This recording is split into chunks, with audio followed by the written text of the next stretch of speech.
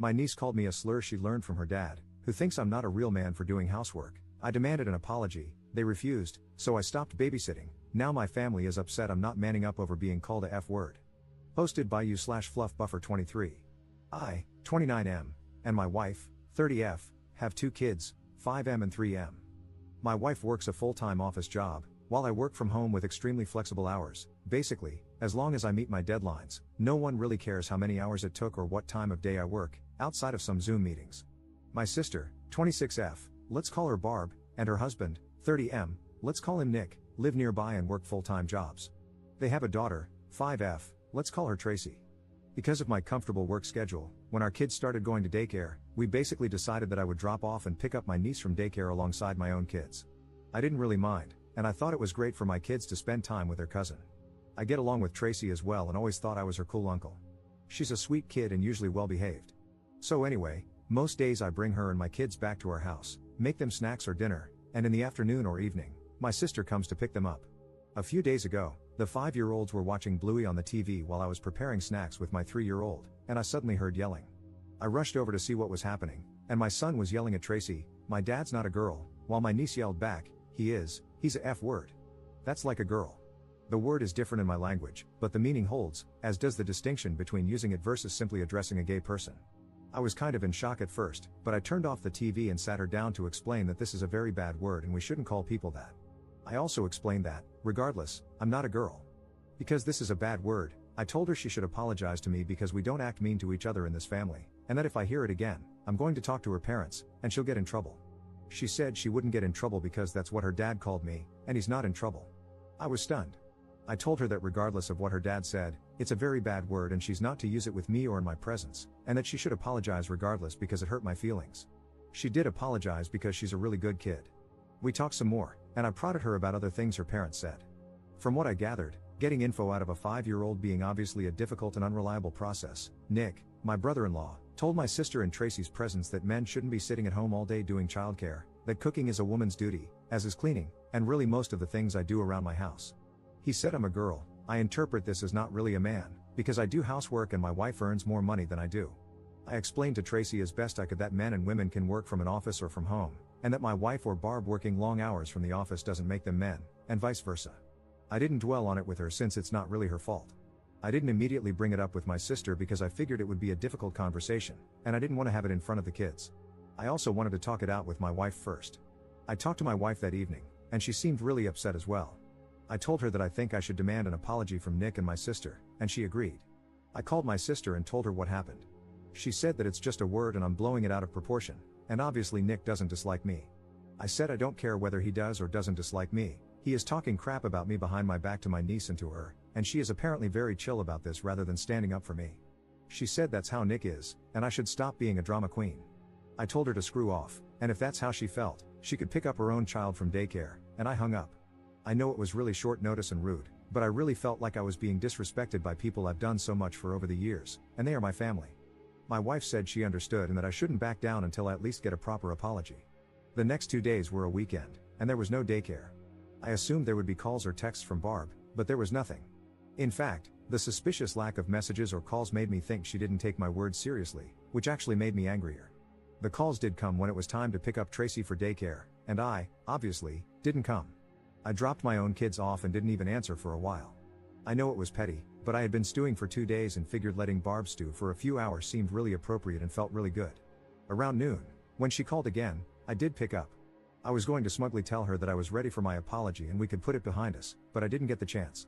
Instead, she went off on me about how I was irresponsible and flaked, and she was so late for work because of me. I told her, "I told you I wasn't going to pick her up. You had 2 days to make arrangements." She kept yelling at me, so I hung up again. She kept calling and sending texts about picking Tracy up from daycare, to which I said I would not, then stopped replying. When I came to pick my kids up, Tracy expected me to take her as well. I didn't, which was really rough on both of us. I know it's not her fault, she's 5, and she suddenly doesn't get to come over to our place to play and have snacks, but at the same time, I didn't want to just let this thing go. I felt like I deserved an apology, and still do, so I explained that her mom and I were fighting, but I would pick her up again when we worked it out. She obviously didn't take it well, because she's 5, but I apologized, took my kids, and left.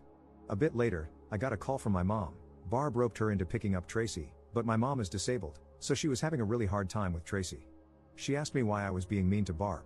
I told her everything, expecting her to take my side, but instead, she also pulled a "you know how Nick is." I replied that the more I realize how Nick is, the less I like it, and if he thinks all this crap in general and about me specifically, I sure as hell am not going to be doing free labor for him. She said I was blowing this all out of proportion, and I told her I wasn't the one doing it, because all I asked for was an effing apology, and everyone else seemed to prefer all this drama over just giving it to me. She said I should just be the bigger man and not let it get to me. I told her I was done and to have fun with Tracy. That evening, I got a call from Nick himself, which I hesitated to answer, but I chose to on the off chance that I was actually about to get an apology. Nope. Apparently, my behavior is causing Barb great distress, and he wanted to know how I could do this to my own sister. I told him that since we're family, how could he talk crap about me to his kid, whom I take care of daily? He said he was only joking and it was all in good fun. I told him it was neither good nor fun for me, and I wanted my apology. He blew up on me, telling me I was a F word and couldn't take a joke, and called me a hysterical little girl. I told him to screw off, that I was done with him, and hung up. This led to a bunch of calls from Barb and my mom, which I didn't answer. Barb texted me that it wasn't fair for Tracy to pay the price for me being petty, and I told her it wasn't fair for Tracy to pay the price for her parents being ungrateful pieces of crap. She text yelled at me about how she was going to lose her job and I was being cruel to her and to mom. I told her I was done, and unless her next message was an apology, I would block her number. It wasn't, so I blocked her. For the past few days, my mom has been picking up Tracy, and it's been really rough seeing her in daycare and explaining that grandma's going to pick her up, which she hates. She tells me she isn't having fun with grandma and wants to come over to our place, and it's breaking my heart. But at the same time, I've never received a single apology from anyone but the 5-year-old, and I feel like letting this go would be telling my family that it's okay to ignore my boundaries. At the same time, I love my niece, and I don't want to traumatize her or have her resent me. She is a good kid, and none of this is her fault. What do I do? Edit. Holy crap, you guys. The post has barely been up for 4 hours, and I'm already so grateful for all your support and advice. The idea of Nick actually wanting Barb to quit her job is not something I had considered, but now I think it might actually have some merit, and it makes me very worried for her. At the same time, I can't really do much until she at least acknowledges that that's just how Nick is, so stop overreacting isn't going to fly with me. I also assume it's only a matter of time before my mom is no longer an option. She's already struggling, so I hope I get a chance to talk to Barb about it, ideally because she sees my point of view, but I'll settle for her being desperate. I don't know what sort of childcare they'll be able to afford. They took out a large mortgage on a house they can barely afford. I will also make sure to emphasize to Tracy that I love her and none of this is her fault. Thank you all. Update 1 day later. Alright, so I posted this yesterday and was genuinely overwhelmed by the comments, advice, and support. I'd like to thank everyone for it and feel this warrants an update. Just to clarify a few things. My dad died from a heart attack 2 years ago, which came as no surprise because he smoked a lot and lived a pretty unhealthy life. It wasn't his first heart attack either. He was a great grandpa and a great dad, right up to the end. But his death left my mom alone, and she doesn't work. My mom has multiple sclerosis, which is mostly steady but slowly gets worse over time and flares up occasionally. It's made worse by stress, which my mom is dealing with now. A flare-up often means she doesn't quite get back to the level she was at before, so we mostly try to keep her stress-free. My dad had life insurance, so her house is paid off, and she has a little money. However, there's also a caretaker who comes over 3 times a week to clean, cook, shop, etc., which she can't afford, so my wife and I pay for it. As I mentioned in a comment on the original post, my wife and I are probably doing better financially than Barb and Nick. They have a fancy house and fancy cars, but they also have a mortgage and loans. The great response I got made me think about all this again. I thought about how I could stand my ground without giving up on Tracy altogether and realized there was no perfect solution. I had to settle on something. I took the day off work because I just needed to process and deal with everything. One comment on the original post really got to me, about how someone in Tracy's place would feel, and I just can't do that to her now. I know this isn't the update some of you wanted, but I just can't. I love her like she's one of my own, and my kids do as well. It's not her fault. I unblocked my sister because, obviously, if I'm going to be interacting with her child, she needs to be able to reach me. I talked to my mom during the day, and she was, again, distraught about having to pick Tracy up, which is pretty hard on her. I told her I was willing to do it, but I was coming over and she'd have to hear me out. She agreed. I talked to her for a long time, avoiding snark and lashing out this time, and just explained that how serious Nick was, or how he is, doesn't matter. I used the rocking the boat analogy someone linked to in the comments and further stressed my point by saying that it shouldn't matter if I was justified or not in getting upset. I'm her child, and if something upset me, it at least warrants giving me the benefit of the doubt before siding against me. Eventually, it seemed to sink in. She apologized, and we hugged it out. I think she got it. She's not a very confrontational person and generally really tries to keep the peace, but this time she went about it the wrong way. I'm not saying I'm not mad, but she's my mom, and she apologized. I explained to her that she shouldn't be covering for me because that means I have no leg to stand on when confronting Nick and Barb. She was receptive to this. I texted my sister that we needed to talk, and I'd drop Tracy off at their place tonight, to which I got a stoic thumbs up. I picked Tracy up from daycare today, and she was overjoyed. She was actually a little possessive of me, staying by my side all afternoon instead of running off to play. It was cute but also made me feel bad because that's the impact of me not picking her up. I explained to her as best I could that she's not in trouble. I'm not angry with her, but I am angry with her parents and we need to work that out.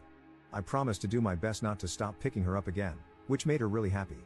I dropped her off in the evening, and once she was in bed, I sat down to talk with Barb and Nick.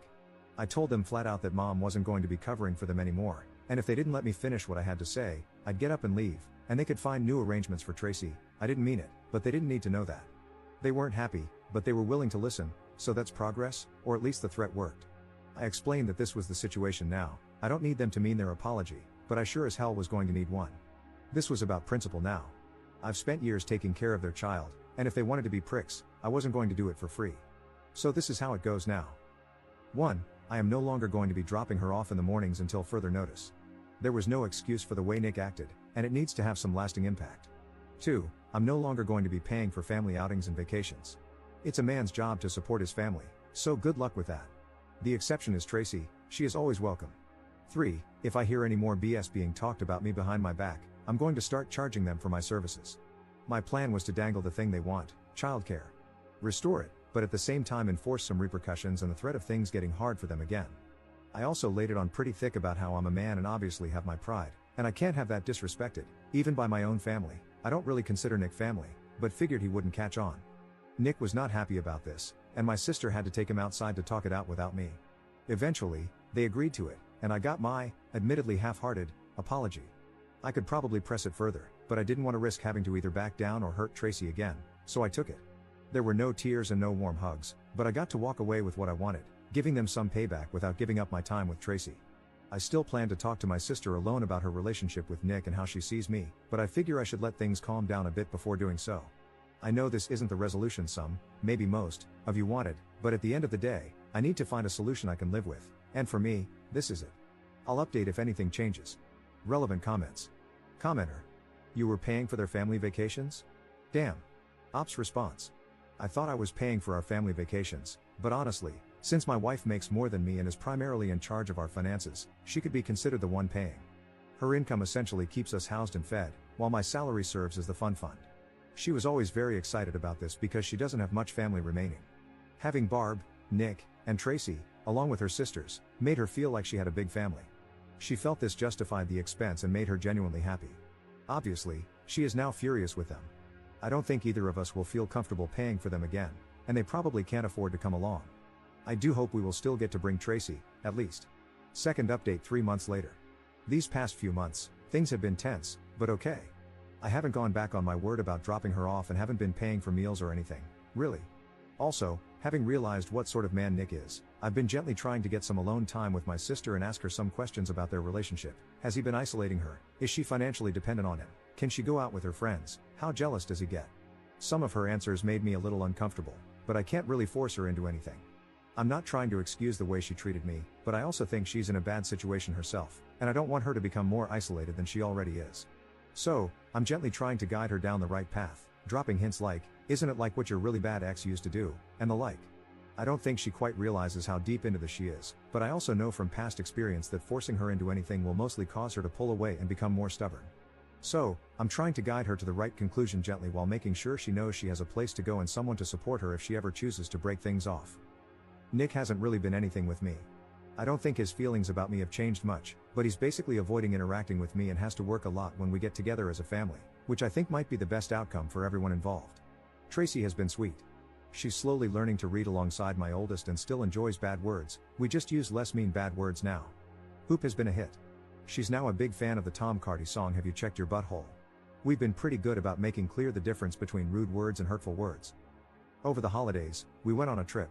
At first, Barb and Nick were probably shocked that I was serious when I said they were welcome to join us, but I wasn't paying for anyone but Tracy if they chose to send her along. I talked it over with Barb, leaving it up to her how to convey that to Nick, who, as stated, was avoiding me. I assume he didn't take it well, but I don't really have a way of knowing for sure. Barb, for her part, tried doubling down, trying to get me to cave, but I stood my ground. I said I wasn't paying for things, and I meant it. I explained, again, that this wasn't about a specific trip but about the fact that I used to believe they genuinely and unconditionally loved me, and that is just no longer the case. It's not something I can just unfeel.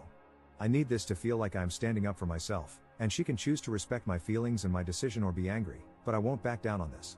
The only choice that is up to her is whether to come on her own dime or not, and whether to send Tracy along with us if she chooses not to come.